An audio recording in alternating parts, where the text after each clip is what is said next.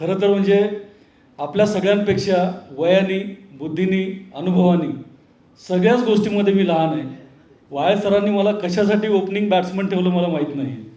तरी पण त्यांचे मी खूप खूप आभार मानतो. आपल्या सगळ्यांचं या प्रसंगी सगळ्यांचं दर्शन होतं आहे, हा माझा खरंच एक मला अभिमानाची आणि याची गोष्ट आहे. खूप खूप धन्यवाद. खरं तर मराठा उद्योजक ही जी काही संस्था त्यांनी उभी केलेली आहे आणि याच्यामधनं जे काही आपल्याला पुढचं जे काही एक्सपो त्यांनी जे सांगितलेलं आहे, खरं आपण एकत्रित होणं हीच सगळ्यात मोठी गोष्ट आहे. आणि एकत्रित झाल्याशिवाय आता पर्याय पण नाही आहे. उद्योग हा आता एकट्याचा राहिलेला नाही आहे. पूर्वी काय असायचं की डिसेंट्रलाइज ॲक्टिव्हिटी होती, छोटे छोटे उद्योग होते, तिथल्या तिथं आपण आपले जे काही रिलेशन असतील त्याच्यातनं आपण आपला उद्योग पुढे न्यायचो. आता आपल्या सीमा सगळ्या ज्या आहेत ह्या रुंदावलेल्या आहेत. सीमाची आता कुठलीच परिभाषा राहिलेली नाही आहे, ग्लोबलायझेशन झालेलं आहे. तर मला असं वाटतं की संजय सरांनी जो काही हा उपक्रम सुरू केलेला आहे त्याच्यामध्ये खूप महत्त्वाचं पाऊल जे आहे तर ते संघटित होणं आणि आपल्या सगळ्यांसाठी हा एक मोठा त्यांनी प्लॅटफॉर्म तयार करून दिलेला आहे. त्याबद्दल मी त्यांचे मनापासून खूप खूप खूप आभार मानतो.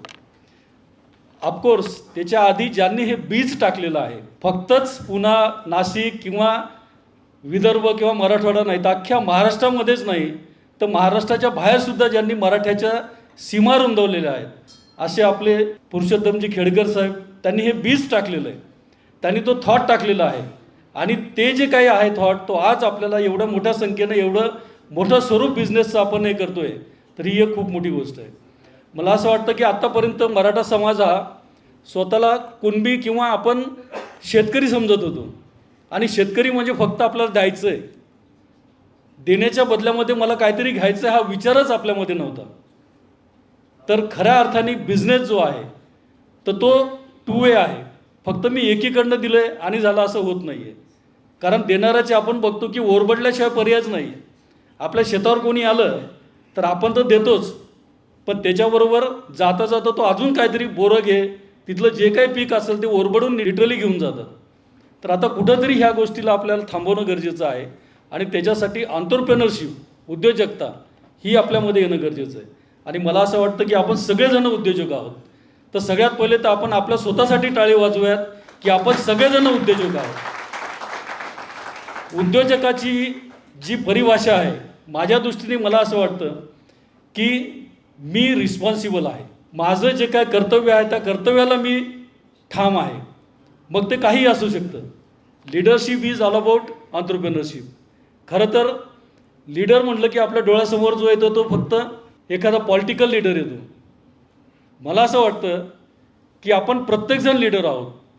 कोणीतरी माझ्यासारखी व्यक्ती असेल जी 4 लोकांची फॅमिली लीड करते, एखादी व्यक्ती असेल ती एक मोठी कंपनी लीड करते, एखादी व्यक्ती असेल एखादी संस्था लीड करते. तर मला नेहमी असं वाटतं की आपण प्रत्येकजण लीडर आहोत, एंटरप्रेन्योर आहोत. आणि ती भावना जोपर्यंत आपण वारंवार आपल्यामध्ये देत नाही तोपर्यंत पुढच्या ज्या गोष्टी आहेत त्या आपल्या पुढे येत नाही आहेत. तर आपल्या सगळ्यांचं मी अभिनंदन करतो की आपण सगळेजण उद्योजक आहात. इथे मला काही यंग मुलं पण दिसत आहेत, तर त्यांच्यासाठी थोडंसं मी एक सांगू इच्छितो की बिझनेस हा फक्त टॉपलाईन आणि बॉटम लाईनपर्यंत सीमित ठेवू नका. टॉपलाईन म्हणजे काय की माझी टर्नओव्हर किती होतो आहे आणि बॉटम लाईन काय तर माझा प्रॉफिट किती होतो. मला असं वाटतं की we have to see business beyond that. बिझनेसच्या पलीकडं काय. तर जे संजय वाळे साहेबांनी आत्ता इथे आपल्याला जे सगळ्यांना एक स्टेज दिलं आहे दॅट इज बियॉन्ड दॅट. की फक्त मला एकट्याला बिझनेस करायचं नाही आहे, बिझनेस फक्त मला प्रॉफिटसाठी करायचं नाही आहे, तर मला माझ्या समाजासाठी काहीतरी करायचं आहे. सामाजिक उत्तरदायित्व जे आहे तर ते माझ्यामध्ये असायला पाहिजे. तर तो खरा उद्योजक आपल्याला म्हणायला पाहिजे. आज आपण बघतोय की मारवाडी समाजामध्ये कंपल्सरी 10% ते डोनेट करत आहेत. किती कमावतो हे महत्त्वाचं नाही आहे, पण मला काहीतरी समाजासाठी करायचं ही जी भावना आहे ही महत्त्वाची आहे. तर मला असं वाटतं की ह्या एक्झिबिशनच्या द्वारे हा एक चांगला चान्स आपल्या सगळ्यांना आहे की कुठंतरी आपण याच्यासाठी एक कॉन्ट्रीब्यूट करावं. त्याच्यातनं आपल्याला मिळणार पण आहे. आपण जो काय स्टॉल घेणार, आपण तिथं जे काही कॉन्ट्रीब्यूट करणार त्यातनं आपल्याला नक्कीच बरंच काही मिळणार आहे.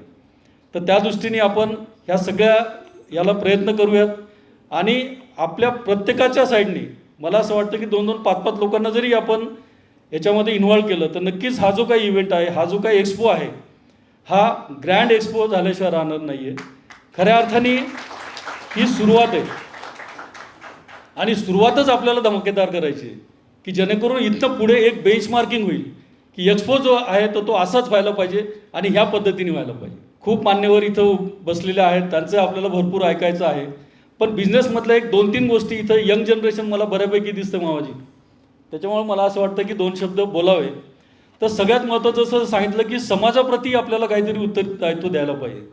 त्याचबरोबर आपले जे काही स्टेक होल्डर्स आहेत, मग आपल्या घरचे मेंबर्स असतील, आपल्या बिझनेसमधले असतील, आपले कलिग्ज असतील, आपले एम्प्लॉईज असतील, ह्यांच्याबद्दलसुद्धा आपल्याला एक फॅमिली म्हणून आपल्याला ट्रीट करणं गरजेचं आहे. आज मॅनेजमेंटमध्ये सांगितलं जातं की तुम्ही असं करा याच्यातनं हा रिझल्ट येणार आहे. पण मॅनेजमेंट जी आहे तर ती एका लिमिटपर्यंत चालू शकते. त्याच्या पुढचा जो विषय आहे तर तो आपल्याला खऱ्या अर्थाने इमोशनल म्हणा किंवा एकमेकाबद्दलचं प्रेम, एकमेकाचा आधार, ह्या गोष्टी करून आपल्याला करणं गरजेचं आहे. बिझनेसमध्ये खूप रूड, रॅश किंवा असंच मला असं वाटतं की तसं न करता बिझनेसकडे आपण एक कौटुंबिक दृष्टीने जर बघितलं तर नक्कीच आपण एका वेगळ्या लेवलला जाऊ शकतो. आणि चांगले विचार जे आहेत, तसं पुरुषोत्तमजी खेडेकर आमचे मामाजी, त्यांनी एक विचार टाकला, कितीतरी वर्षापूर्वी तो विचार टाकला आणि त्या विचाराचं जे काही रूप आहे ते आज एवढं विस्तृतपणे आपल्याला दिसतं. आम्ही पुण्यामध्ये खरं 91मध्ये आलो तर त्यावेळेला सायकलसुद्धा आम्हाला माहीत नव्हती, कोणत्या बसस्टँडवर उतरायचं आहे ते माहिती नव्हतं. गाडीने टर्न घेतला की आम्ही गाडीतनं खाली उडी मारायचो, अशी अवस्था होती. तर माझे वडील हे 63मध्ये पुण्याला काही लोकांना इथे पेशंट म्हणून घेऊन यायचे, वैद्यकीय विशारद म्हणून प्रॅक्टिस करायचे आणि आजूबाजूच्या खेड्यामधनं काही पेशंट ते तपासायचे, त्यांना ट्रीट करायचे. तर त्यावेळेला क्रॉनिक डिसीजेस व्हायचे आणि जे काही नातेवाईक आहेत, नातेवाईकांपैकी काही लोकांना बाबांकडे आणून सोडायचे की बाबा आम्ही ह्यांचं सगळं केलं आहे आणि आता आम्हाला यांची काही आशा नाही आहे, तुम्हाला काय करायचं ते करा. आणि मग त्यावेळेला बाबा पुण्यामध्ये त्यांना इथं घेऊन यायचे. तर इथे आल्यानंतर TB हॉस्पिटल असेल किंवा हे जे हॉस्पिटल्स होते हे औंध साईडला होते, तर शिवाजीनगरवरनं किंवा रेल्वे स्टेशनवरनं तिकडे जायला 2-2, 3-3 तास लागायचे. तिथं गेल्यानंतर नंबर लागत नव्हता तर कुठंतरी रोडवर झोपायला लागायचं. तर त्यावेळेला बाबांनी अशी एक मनामध्ये इच्छा व्यक्त करायची की पुण्यामध्ये ॲटलिस्ट आपलं एखादं ओळखीचं घर असावं की जिथं आपण रात्र काढू शकू.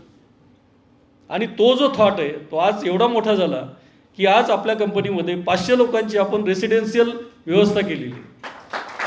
तर मला असं वाटतं मामाजी की जो थॉट आहे तो प्युअर असायला पाहिजे, तो स्ट्रॉंग असायला पाहिजे आणि त्या थॉटवर कंटिन्युअसली आपण काम करायला पाहिजे.